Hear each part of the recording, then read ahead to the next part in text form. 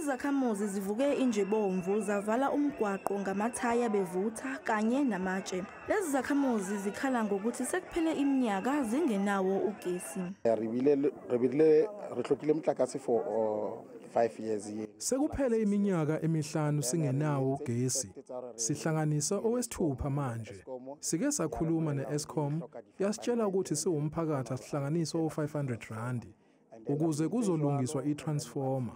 Sakwenza lokho kodwa sekuphele iminyaka bethi bayeza bazosilungisela ugesi. Since banze ba promise hore batla up to date. I'm a widow because of Eskom. Umyeni wami ubephefumula ngomshini washona ngesikhathi kuqala izinkinga zikagesi. Kanti ke ngababikela kwa-Eskom ngesimo engibhekene naso bathi bona akusiyinkinga yabo leyo.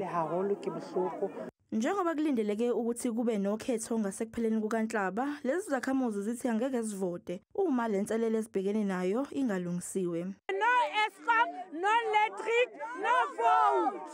Amandla! Umasipala waseMfuleni ungeminye yomasipala eGauteng ababhekene nezinselele eziningi.